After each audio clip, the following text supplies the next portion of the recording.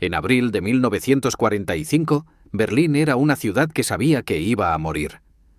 Los bombardeos aliados habían destruido el 40% de los edificios. No había electricidad, no había agua corriente, no había comida suficiente. 2,5 millones de civiles seguían dentro de la ciudad. Y 2 ejércitos soviéticos, más de 1,5 millones de soldados, avanzaban desde el este con una sola orden: tomen Berlín. Hitler estaba en un búnker a 8 metros bajo tierra, moviendo divisiones que ya no existían en mapas que ya no correspondían a la realidad. Sus generales sabían que la guerra estaba perdida. Sus soldados sabían que la guerra estaba perdida. Los civiles sabían que la guerra estaba perdida. Y sin embargo, Berlín peleó durante 16 días más. Lo que ocurrió en esos 16 días fue la batalla más sangrienta que Europa había visto desde Stalingrado. Y cambió el mundo para siempre. En los próximos 20 minutos vas a ver la caída de Berlín completa, la batalla, el búnker, los soldados de ambos lados y el momento exacto en que terminó la Segunda Guerra Mundial en Europa. Quédate, porque hay momentos en esta historia que ningún libro de texto describe con la brutalidad real que tuvieron. Bienvenido a Historias que cambiaron el mundo, el canal donde la historia se cuenta sin filtros y sin las partes que los libros decidieron omitir. Suscríbete ahora y activa la campana. Dale like si el tema te interesa. Y ahora sí, empecemos. Para entender la batalla de Berlín, primero necesitas entender en qué estado estaba la ciudad. Desde 1940, los bombardeos aliados habían caído sobre Berlín de forma sistemática. Para abril de 1945, el 40% de los edificios estaba destruido o gravemente dañado. Las calles estaban llenas de escombros, el metro inundado, los puentes destruidos. Pero lo más importante no era la destrucción física, era el colapso psicológico. Los berlineses llevaban años escuchando la propaganda de Goebbels diciéndoles que Alemania iba a ganar la guerra, que había armas secretas, que el Führer tenía un plan. Para abril de 1945, nadie creía nada de eso. Las mujeres de Berlín escribían en las paredes «Liebe Russe als Armee», mejor los rusos que los americanos, porque sabían que los soviéticos venían del este con una rabia acumulada de 4 años de guerra brutal. Y tenían razón de tener miedo. El ejército rojo que avanzaba hacia Berlín en 1945 no era el mismo que había huido en pánico en 1941. Era un ejército templado por 4 años de guerra total. Stalingrado, Kursk, la Operación Bagration. Eran soldados que habían visto lo que los alemanes habían hecho en su tierra, y venían a cobrarlo. El 16 de abril de 1945, a las 3 de la mañana, comenzó la Operación Berlín. El mariscal Georgy Zhukov encendió 143 reflectores que iluminaron las posiciones alemanas en el río Oder. En teoría, la luz debía cegar a los defensores. En la práctica, la luz rebotó en el polvo y el humo y cegó a los propios soldados soviéticos. Fue el comienzo caótico de la batalla más importante del frente oriental. Zhukov tenía 2 frentes compitiendo entre sí: su propio primer frente bielorruso y el primer frente ucraniano del mariscal Iván Konev. Stalin había diseñado deliberadamente la ambigüedad en los mapas de demarcación para que los 2 mariscales compitieran entre sí por llegar primero a Berlín. La competencia entre Zhukov y Konev costó miles de vidas adicionales, pero también aceleró el avance.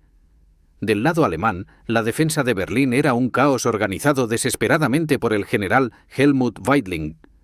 Sobre el papel, Berlín tenía 300.000 defensores. En la realidad eran menos de 45.000 soldados regulares. El resto eran Volkssturm, milicias de hombres mayores de 60 años, y las juventudes hitlerianas, niños de 12 a 16 años a los que habían puesto un Panzerfaust en las manos y enviado a detener tanques soviéticos. Niños con lanzacohetes contra el ejército más experimentado del mundo. Lo que siguió fue una masacre.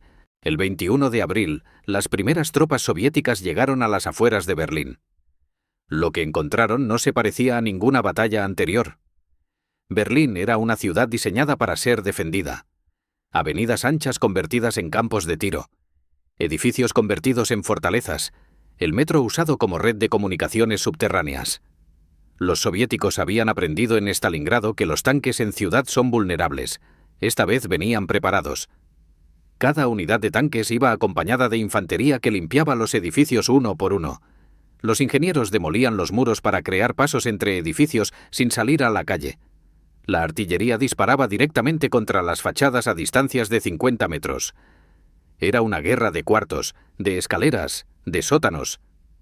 El Reichstag, el Parlamento alemán, se convirtió en el símbolo de la batalla. No porque tuviera valor estratégico, sino porque Stalin había decidido personalmente que la bandera soviética debía ondear sobre él antes del 1 de mayo, el Día Internacional del Trabajo. Esa fecha arbitraria costó miles de vidas adicionales.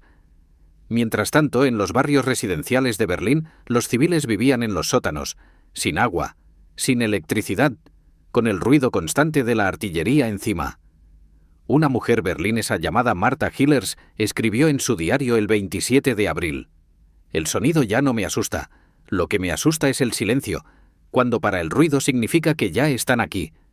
Y cuando llegaban los soldados soviéticos, lo que ocurría en muchos casos era lo que las mujeres de Berlín más temían. Las violaciones masivas de mujeres alemanas por soldados soviéticos son uno de los capítulos más oscuros de la batalla de Berlín. Las estimaciones hablan de entre 100.000 y 130.000 mujeres violadas solo en Berlín durante la batalla y los meses siguientes. No fue política oficial soviética, pero tampoco fue perseguida con la firmeza necesaria por los mandos, y ocurrió a una escala que la historiografía soviética tardó décadas en reconocer. Es parte de la historia y merece ser contada. Mientras Berlín ardía sobre él, Adolf Hitler vivía a 8 metros bajo tierra. El Führerbunker era un complejo de 30 habitaciones bajo los jardines de la Cancillería del Reich, con aire acondicionado, generadores propios y paredes de hormigón de casi 4 metros de grosor. Hitler llevaba en el búnker desde el 16 de enero de 1945. No había salido al exterior en semanas. Los que lo vieron en esas últimas semanas describían a un hombre físicamente destruido. Temblores en las manos que no podía controlar, la espalda encorvada, la cara gris, los ojos inyectados en sangre. Pero mentalmente seguía siendo Hitler. El 20 de abril, su 56 cumpleaños, recibió a sus colaboradores más cercanos en el búnker: Göring, Himmler, Goebbels. Todos le dijeron lo que quería escuchar. Esa misma noche la mayoría huyó de Berlín.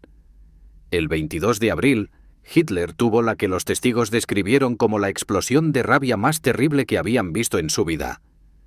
Cuando sus generales le informaron que el ejército del general Steiner no había lanzado el contraataque que él había ordenado, porque ese ejército prácticamente no existía, Hitler golpeó la mesa, tiró los papeles y gritó durante minutos. Luego se derrumbó en su silla y dijo en voz baja: «La guerra está perdida». Era la primera vez que lo admitía en voz alta. Pero no se rindió.